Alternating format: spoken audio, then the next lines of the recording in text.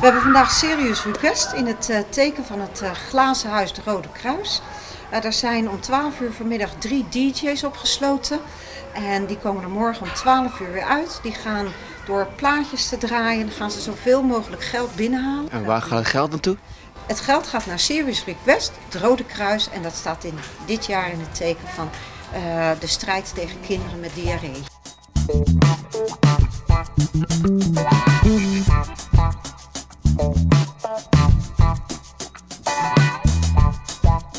Wat vind je van de actie van vandaag van de Swing College van Serious Request? Ik vind het een goede actie voor de mensen met diarree.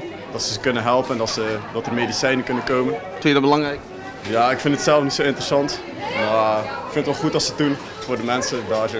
En heb je zelf ook al een nummertje gegeven? Nog niet, maar ik ben wel van plan om het nog te doen dus. Vind je dat ze dat vaker moeten doen, zulke dingetjes? Ja, eigenlijk wel. Zodat de mensen, dat er toch wel geld binnenkomt, weet je.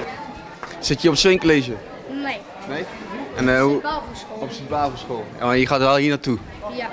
Dat wil je wel? Ja. Ja? En wat vind je van de actie van vandaag? Oh, ik vind het wel leuk. Ik vind het ook wel leuk dat er volgens mij 3 DJ's van school, dan gaan ze in het glazen huis en dan doen we die actie en dan kan je ook cakejes kopen en allemaal dingen.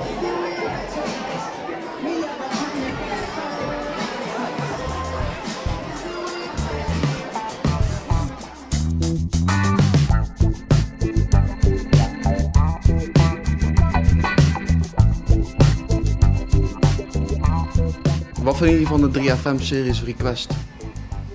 Ja, dat is een goede actie. Het is voor het Rode Kruis. En het gaat dit jaar speciaal voor kinderen die door slechte omstandigheden last hebben van diarree. En dan kun je met weinig middelen daaraan bijdragen om dat probleem op te lossen. En het is hartstikke mooi dat het Swing College de landelijke actie van 3FM volgt en ja, daar heel veel actie voor voert vandaag en morgen. Ja. Het is niet alleen het Swing College, maar het is ook heel de streek die daarin meeleeft om dit doel te bereiken.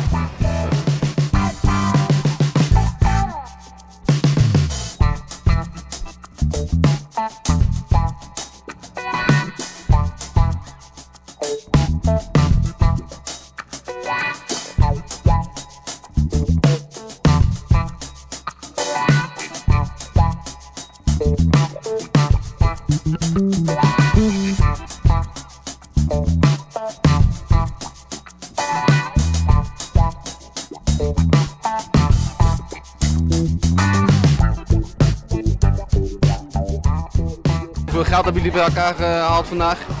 Ongeveer €350. Voor wat? Maar wat? Met loten verkopen. Wat voor lood? Waar komt die lood vandaan?